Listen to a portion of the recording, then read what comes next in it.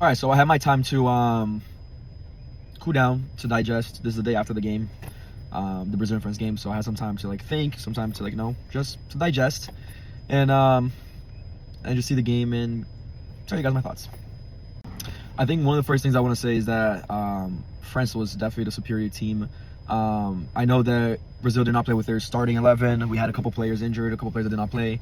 But even though like they were superior, they were one man down in the second half. But yeah, still outplayed Brazil in some scenarios in the passing, in creating space and stuff like that. Scored 2 goals against us, and the second goal came when they were 10 with 10 men and we were with 11.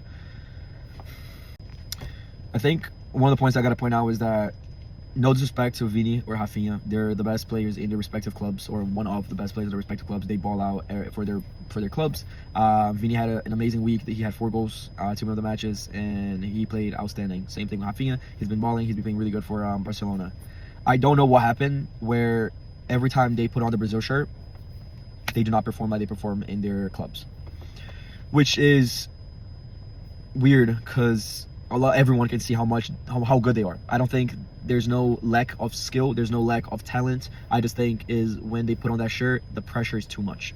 The Brazil shirt's pressure is a lot, and they cannot perform when they put on the Brazil shirt. I don't know what it is. I don't know if it's like a mental thing. I don't know if it's like a lot of pressure. I don't know what it is. But literally watching that game in person yesterday, I was baffled. I was in disbelief of some of the decision making that Vini took, and the amount of take-ons, but not successful ones.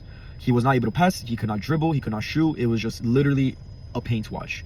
The worst part of all this is that Ancelotti did not change him once. He stayed for 90 minutes.